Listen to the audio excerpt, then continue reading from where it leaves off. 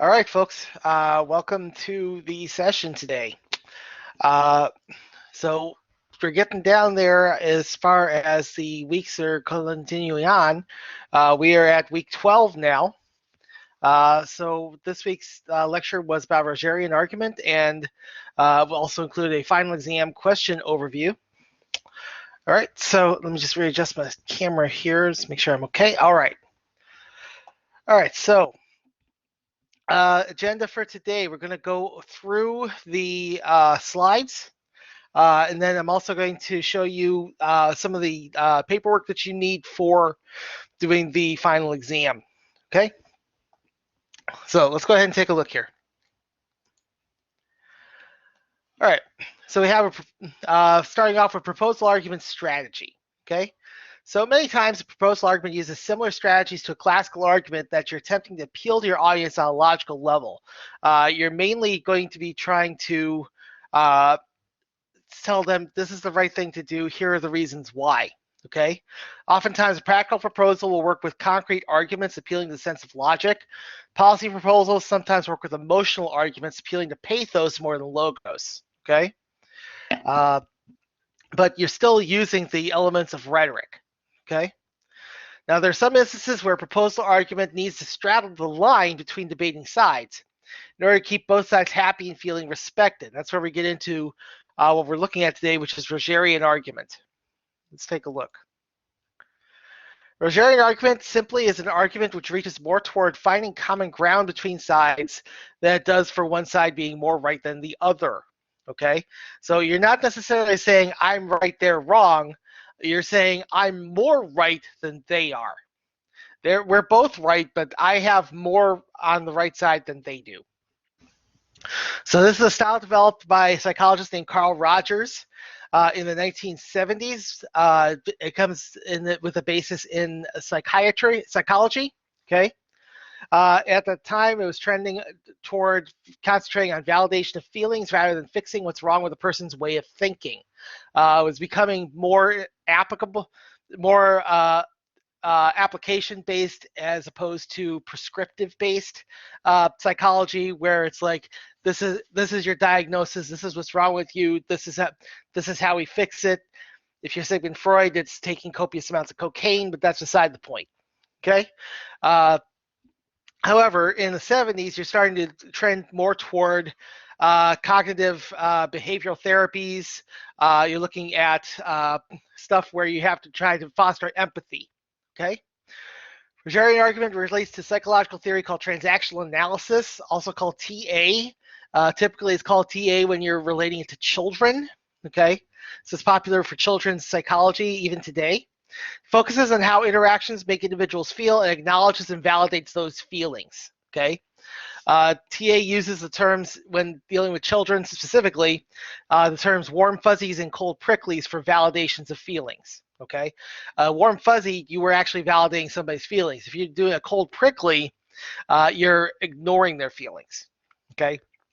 And I do say that this is done through this modern day because in her classes, I specifically remember last year before everything closed down for the pandemic, my daughter was receiving little pom-poms, and they were labeled as warm fuzzies. Okay, she was receiving those from her teachers. So they're still trying to encourage this in children. Yagelski acknowledges this origin by mentioning the purpose of Rogerian argument as a means to negotiate differences and achieve social cooperation.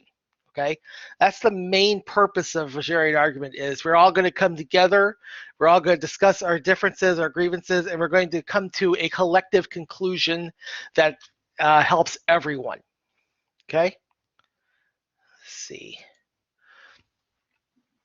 So we have some basics that you have to remember for Rogerian argument. The primary thing to remember is that the primary goal is finding common ground between typically vastly separate sides. The main way it achieves this is by acknowledging the opposing viewpoint non-judgmentally, as opposed to attempting to invalidate the opposition as classical arguments tend to want to do. Okay?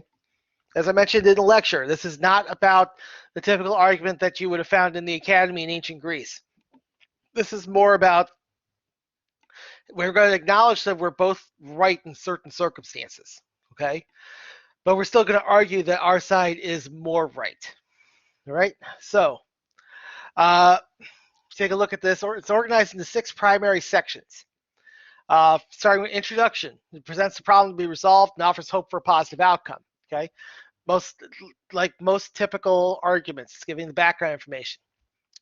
You have a summary of the opposing views, stating as accurately and neutrally as possible. This is considered the no judgment zone. You are not going to be passing judgment on the opposition's argument here. You're just going to be stating what the argument is. And you have statement of understanding, knowledge of the validity of the opposing viewpoint. Find common ground between your side and the opponent. You do not necessarily have to condone the opposition to validate it, okay? So you're saying, I hear what you have to say. I understand your argument, okay? Then we have the statement of position, make the writer's side known. So now you're actually getting into your own argument. Following that is a statement of context. The main argument made in the Rogerian argument tends to be that the opposition has a valid argument, but it is not applicable to the current context. By stating the context, you're establishing why your position is more appropriate for the circumstances, okay? As I mentioned before, it's not about they're wrong, it's about they're right, but the circumstances aren't right for that solution. Instead, we should go with my solution, which is better for the circumstances. And following that, we have the statement of benefits. Appeal to the self-interest of the opposition. State what's in it for them if your position is adopted and how they will also benefit from your side of the argument. Fairly simple here. You're basically trying to tell them, hey, if my argument passes, it's going to benefit both of us, okay? I'll get something out of it. You'll get something out of it. Everybody will walk away happy. So what have you got to lose? That's basically the argument that you have there. So we have an example that I provide you of Rogerian argument. It goes to a student essay about the debate over homeschooling versus traditional schooling. It's this essay, Safety and Structure First, the debate about homeschooling by Charles St. Martin. Okay. You do have a lecture exercise where you're answering these questions about that essay. First off, what side of the debate is St. Martin on? What is the statement of his side of the issue? Second, how effective is St. Martin's validation of the opposing viewpoint? Has he taken full account of the valid arguments his opposition has in regards to the subject? And then third, what kind of common ground is St. Martin proposing, and what actions, if any, does he put forth to achieve this common ground? Okay, very simply put, we need to see what, I need you to tell me what is his argument, how effective is his validation of the opposition, and what is the common ground in the two opposing viewpoints. All right. Next part here is applying Rogerian arguments to proposals. A major part of a proposal argument is attempting to reach common ground with multiple different sides of an issue. A great reason to employ elements of Rogerian argument to a proposal. All right. You appeal to your opposing side by validating their argument and their belief in their argument. In this case, you're going to be buttering them up. Okay. Second, you're going to place the full argument in context to not invalidate the opposition so much as to make your own side more valid for the circumstances. Okay? So, basically, you're going to be giving us why your argument is the right one. Okay? Not necessarily why the opposition's is the wrong one, just how yours is the right one. Then emphasize that there are common goals and beliefs that are in play. Make it crystal clear that those common goals are why your proposal is being put forth in your argument. So make it clear to us that you want to help both sides. You want both sides to move forward and live prosperously, no matter what argument is taken precedence, but you think yours is actually going to be better for both sides. Remember that this form of argument is designed to help foster communication, especially in sides of a dispute which difference of opinion. Okay, Yagelski has an example in the textbook of the same-sex marriage debate. Okay, this is something that you might want to take a look at and how they're applying the Rogerian argument to it.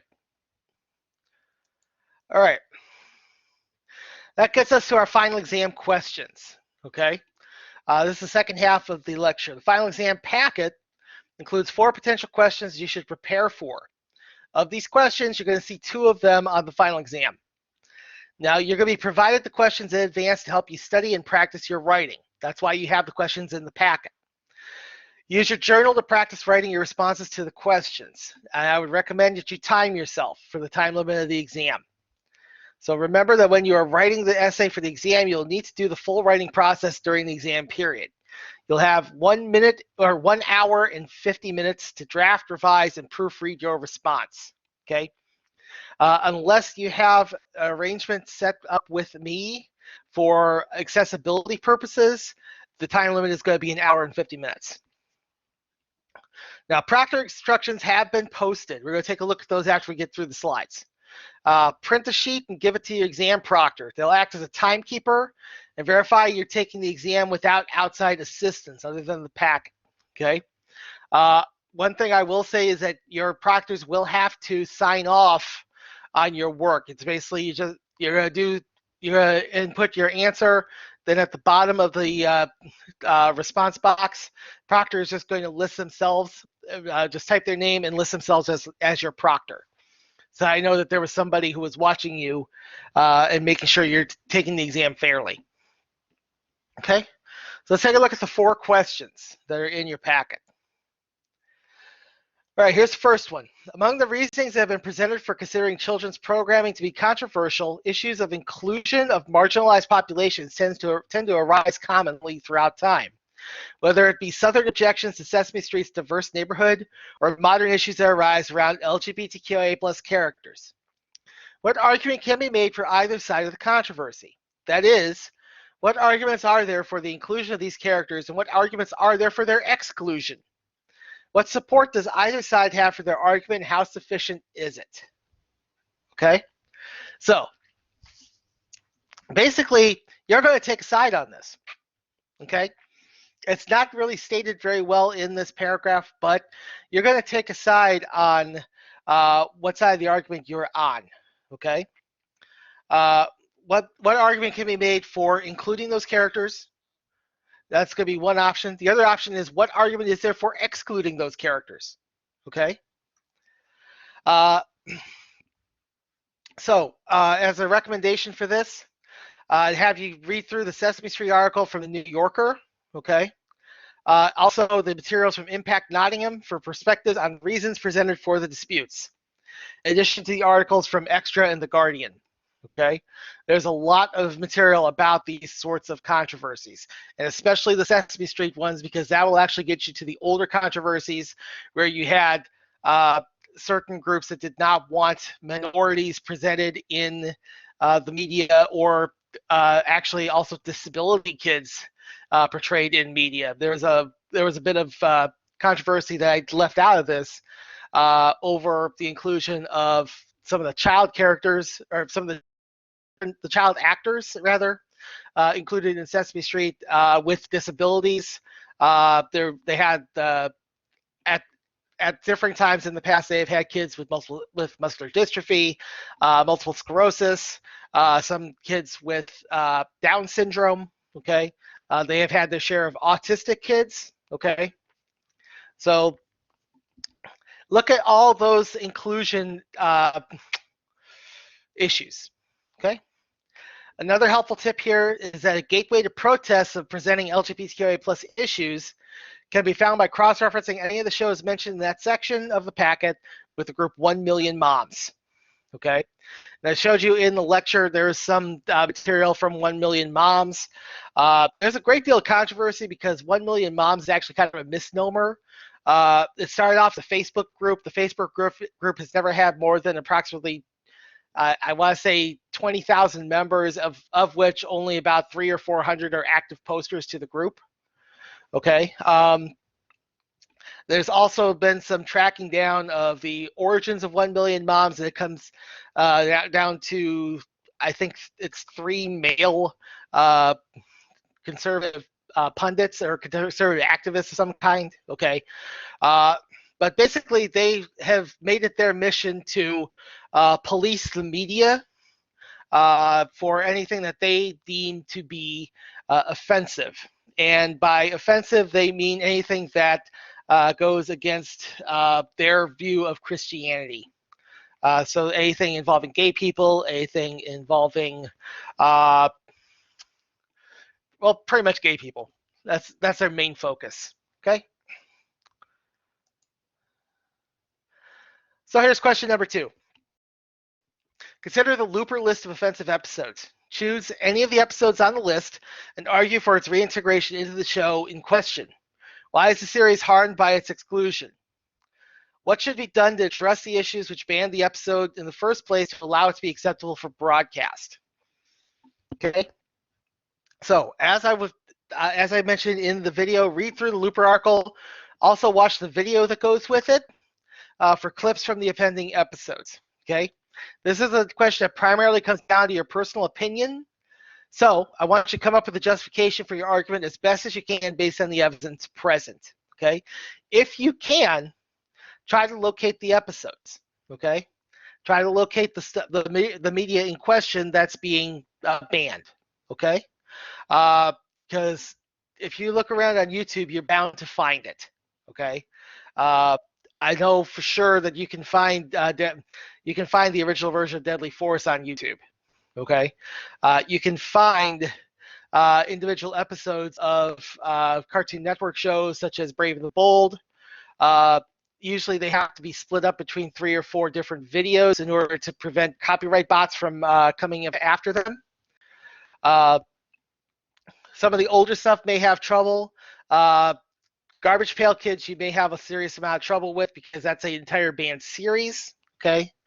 Also, if I were writing this, I would say at least one of them, you resolve the issue by returning the series to an adult audience that it was intended for.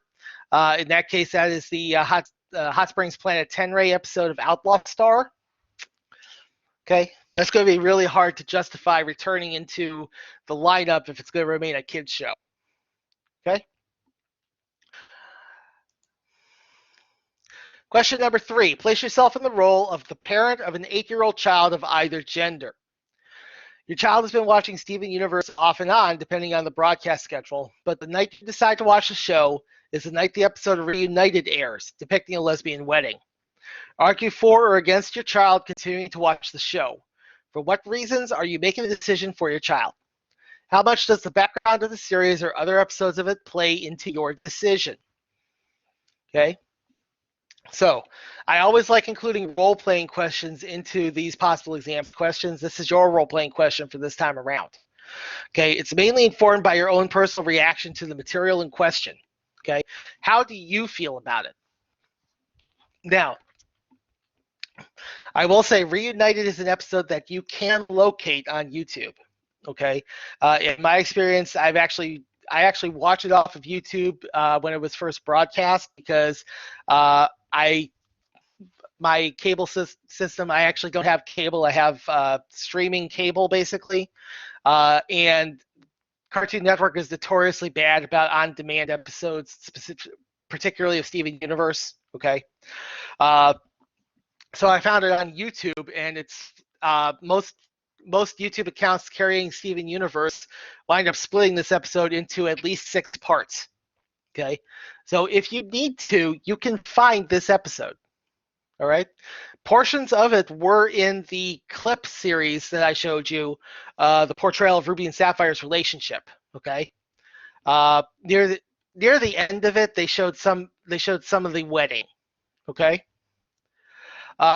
So getting back to the slide here, as means of gaining perspective, part of the reason why the wedding was so significant was because of the realistic portrayal of the relationship between the participants, Ruby and Sapphire, when they were not fused as Garnet. Okay, so that goes into that relationship clip. Okay. Another element that will help to inform this response is background on the show's creator, Rebecca Sugar, and some of her goals for the series. Now, again, I'm going to let you guys play this interview if you feel like it will help, but it's extremely long, and I'm not going to play it in any of these sessions. Okay, it runs a little over an hour. Okay, but it's very thorough. So I would recommend if you want some assistance on this question, that'd probably be a good thing to view. Okay, let's go to the 4th question.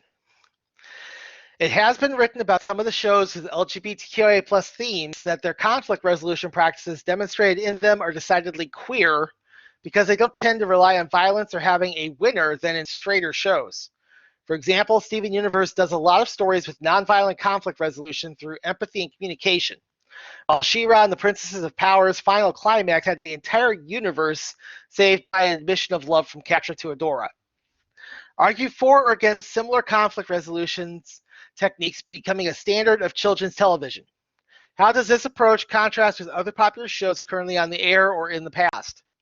Would this approach create more or less controversial episodes that could be banned? Okay, so it's pretty much a matter of opinion here of how you feel about nonviolent conflict resolution. Okay, or making it a standard of children's television. I'm sure there's going to be some people that say, yeah, I'm okay with that because we should live in a more peaceful society. I'm also sure there's going to be some people that say, no, there's conflict is part of life, war is part of life, violence is part of life. They need to be exposed to that. Okay, Lord knows, I know when I was growing up in the 80s, I had a lot of options on kids shows. This is I remember the time when they were basically toy commercials. Okay, uh, one of the shows I used to watch was GI Joe. It's all about violent conflict resolution. It's war basically. Uh, people people are kind of stunned that Rambo actually had a kids show. There was a show called Rambo and the Force of Freedom that basically tried to turn Vietnam vets PTSD into fun entertainment for the kids, complete with product placement. Okay, so I'm from that era. Some of that stuff felt wrong to me. Okay, especially felt wrong to my to some of my parental figures. My grandmother in particular didn't particularly like them. Okay, and as I get older, I've realized why. It's because people have internalized this stuff, and now look at where society is. Okay, so that's kind of how I see things. All right, now in relation to this question, if you're going to find the information to help you contextualize this question, the concept presented in this question is examined in the extra article. And to a certain extent, it's also in the Impact Nottingham articles. Okay. Uh, in the video lecture, I did play you these two clips. Okay. Steven Universe Future, Monster Steven versus the Crystal Gems. Basically, this is the anti-kaiju movie, as I mentioned, where instead of fighting the kaiju, you have to show him some love in order to defeat him. Okay. The other one, She-Ra and Princess of Power. This is the eventual climax of the entire show. As I mentioned in the question, it's the admission of love from Catra to Adora, and how that actually affects things around them. Okay? There's longer clips of this, but unfortunately, a lot of them have been copyright claimed by Netflix, so it's hard to find sometimes. Okay? All right, so that does it for the slides. Go ahead and take some questions here. About 5 minutes worth of questions. Anybody has them, raise your hand. I'll find you. And we'll go, after that, we'll go into the Proctor instructions for the final exam.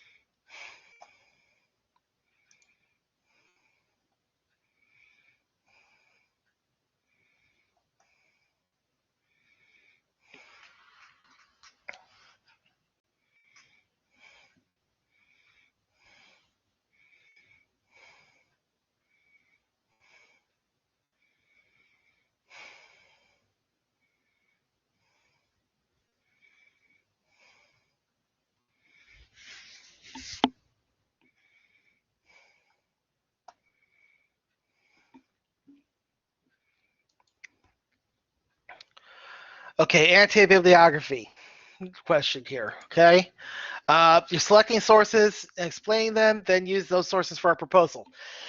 That's really kind of what I wanted to get at. Yes, you want to use those same sources for the proposal essay. As far as explaining them, yeah, the annotation is basically going to be the summary, and then whether they're of use to you or not. Okay, you have to justify why it's useful or why it's not useful. Okay, so I should note here, you should have seen this in your inboxes. I posted this to the announcements yesterday. There has been some snags with due dates on this anti-bibliography. It is due next week, not this week. Okay. I know in the lectures I kept saying April 16th. It's actually due April 23rd.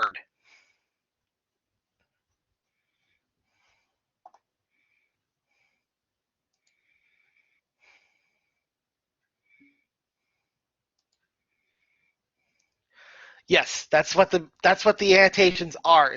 It's one paragraph where you give a summary of the article and evaluation of whether it's of use to you or not.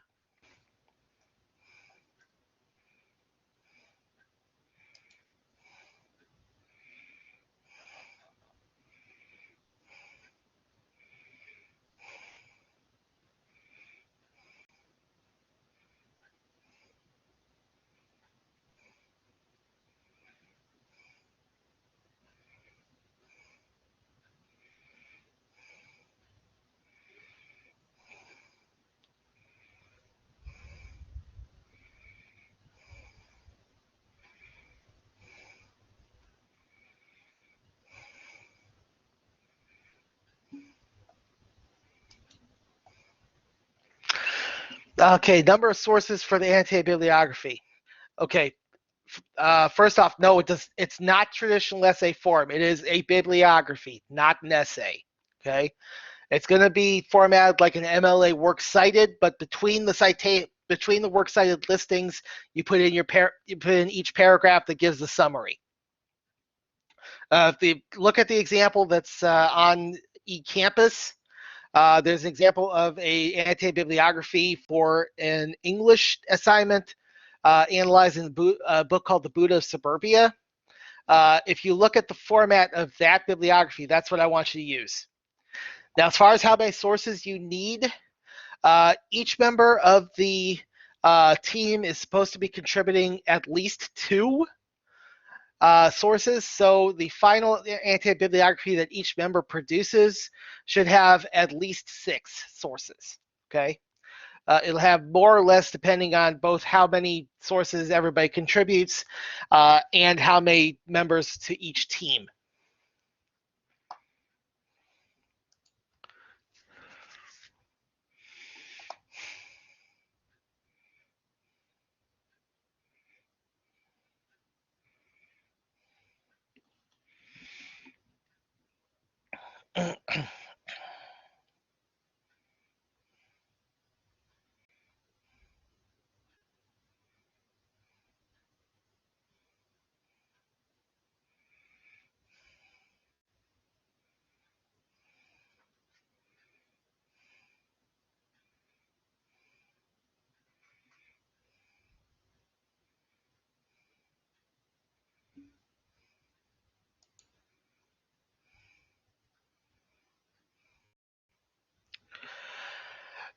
Okay, for the anti-bibliography, the only thing that you're exchanging with your teammates is the sources.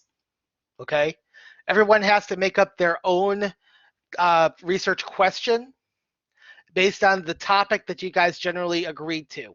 Okay, there should be a general topic for the entire team, but each one of you is making your own question. Do not share your research question with the others. The only thing you are sharing with the rest of your team are the sources themselves.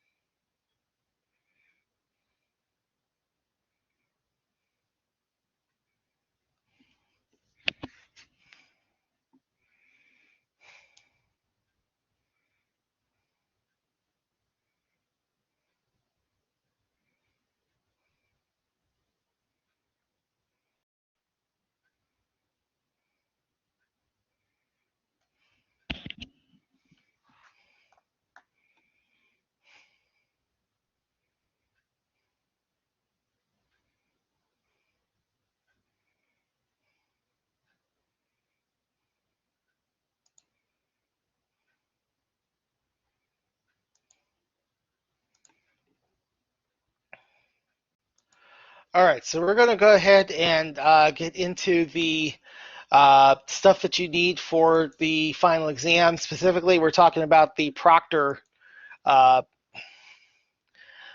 instructions. Okay.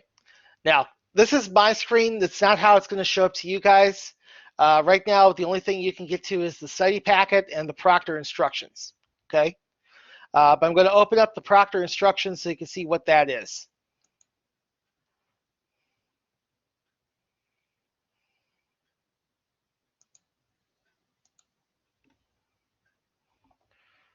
See. All right, we're going to move up to sharing an application here because I have to show you it in Word. All right, here we go. All right, so here's your exam proctor instruction sheet. Okay, this is how it reads. Exam proctors, thank you for agreeing to act as an exam proctor for this student's composition class. Because of the remote learning setup of this class, the exam will be administered online. It'll be up to you to ensure the student takes the exam fairly, and you'll be the key to their success. Okay. I need you guys to change the dates on this when you do download it. Okay. The exam must be taken anytime between May 8th and May 12th. Excuse me. Give me a second here. Let me double check the calendar on that. Forgive me here. Let's see. Excuse me. Okay. The exam must be taken anytime between May 10th and May 13th. Okay. Grades are required to be posted on the last Friday of the semester, and as such, I want to have as much leeway as possible for the exams to be graded. Student is allowed to have a printed copy of the exam study packet when they take the exam. Any notes added to the packet by the student are also acceptable for use. The student is not allowed to do any other external online research during the exam period. So basically that means you cannot use a online version of the packet and follow any links during the exam. You need to use a print version of it. The student will need to sign into eCampus and follow the link for the final exam on the left-hand menu. The link will include a PowerPoint presentation and a link to the actual exam. Student is to click on the PowerPoint link and read the contents. This will include the exam password and the 2 questions. Okay, for starters, yes, this exam is password protected. In the PowerPoint, you will get the password you need to get to the actual exam itself. Okay. Another thing, I mentioned that there's PowerPoints for this. Okay. There will be a different PowerPoint for each section of the class. Okay. So make sure you remember which section of the class you're in, because they're going to be labeled that way. Okay. So when you find your section's PowerPoint, download it, open it up, get the password, and read the questions. Okay. The student needs to choose one question. And remember, you're only choosing one. And write an essay of a minimum of 5 paragraphs to respond to the question. Okay. You're only choosing one. I don't want you guys trying to shoehorn answers to both questions into a single essay. Okay, I want you to concentrate on a single question to write the essay. You will need to set a timer for the exam for 1 hour, 50 minutes, unless the student has accommodation allowances for extra time. The student will only have that much time to complete their essay. Okay, so I am asking your proctors to time you. Most of you is going to be 1 hour and 50 minutes. Otherwise, some of you have accommodations for double that. Okay, if you have those accommodations, your proctor is allowed to give you them. Okay, I will say though that based on past history, you probably won't need the whole time. At least when I give this in person, typically students are done with it within 45 minutes. Okay, so I give you 1 hour 50 because that is the amount of time that the final exam in person would normally give you for the time block. Okay. Finally, when the student has finished or time has expired, do not allow the student to submit the response until you have entered your name at the bottom of the text entry box on eCampus. Label yourself as Proctor. Okay. So I need your proctors to put their names at the bottom of your responses before you turn them in. This has been a challenging semester in remote learning. Thank you very much for your cooperation in bringing it to a successful end. Okay? So that's what we're looking at in terms of the Proctor Instructions. Okay? Again, when you get this downloaded, you're probably going to want to change those dates. Again, the dates are May 10th to May 13th. Okay? That is your finals week for this go around. I'm going to put that in the chat actually so that you guys have a print version of that. Okay?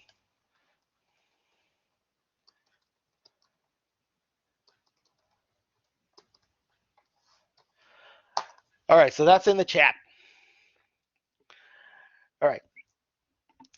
So that does it for the Proctor Instructions. The other thing I would want you to take a look at is the packet itself, in case you haven't downloaded it yet. Okay. We're going to go back to my Chrome. There we go. Share. There we go. All right. And again, if you have not downloaded it yet, this is the packet up here. Okay. You click on that, download a Word file. Open up the Word file, and that will be the packet. That is what you have to print. Okay. That's what you can have with you in the exam period. All right. So that does it for exam talk for now. One other thing I want to talk over with you, other than the difference in the due dates for the antibibliography. Let's see, what was I going to say? Where am I going? Oh, lectures.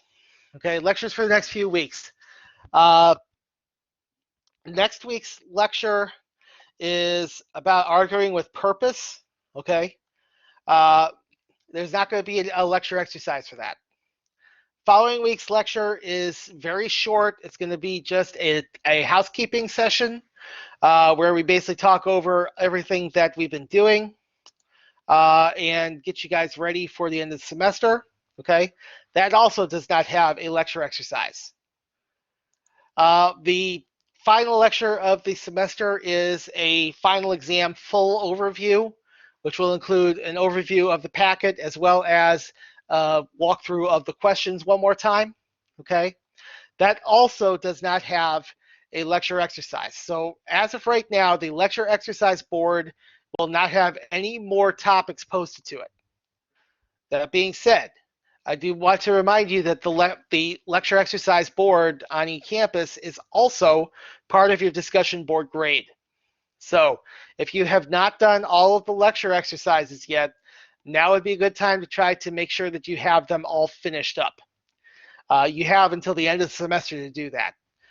Once May 7 rolls around, everything locks in eCampus. So weekly discussion board locks, lecture exercises lock, mind tap locks.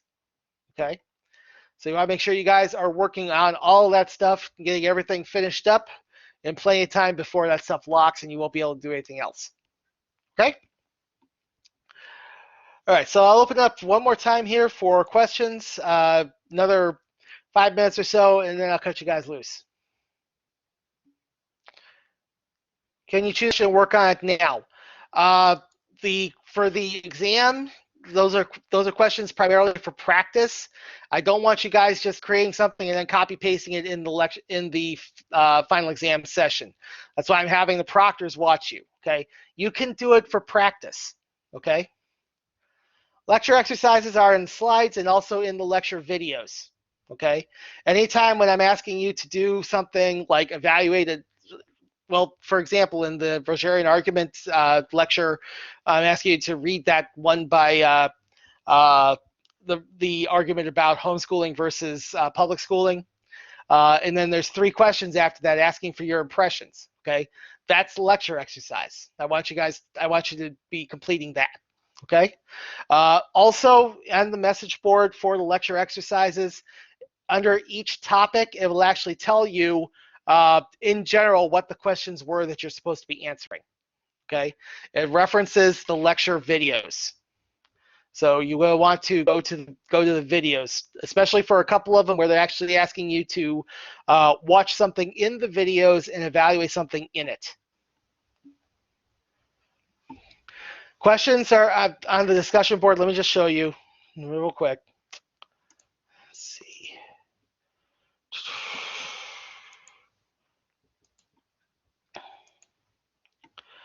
Okay, we go to discussion boards. You have 3 boards here. The third one is the video lecture exercises board.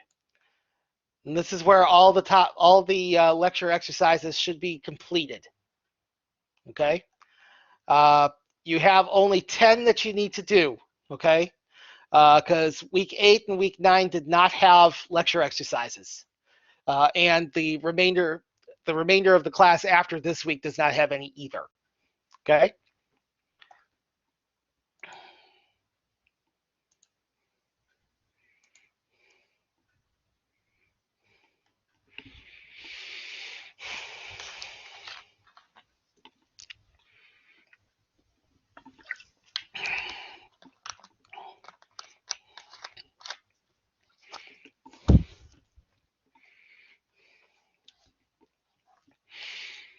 And I will tell you which ones will require you to view the videos for sure. If you're unsure about being able to watch the videos, the ones that require you to watch the videos, week 3, because that's going to be referencing 2 videos that are played near the end of the lecture. Week 5, the debate examples are videos that are in that lecture. Week 6, the Wonder Woman example is in the lecture.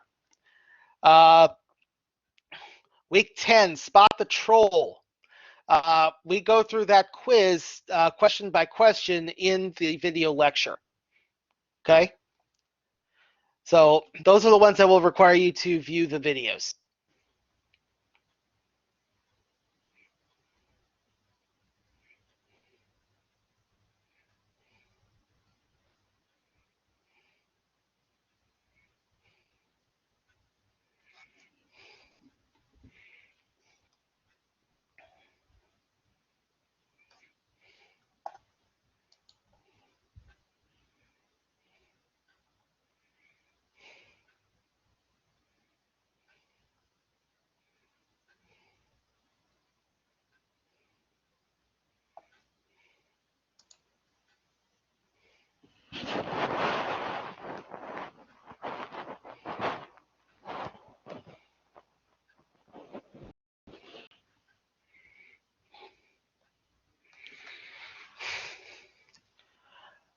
All right.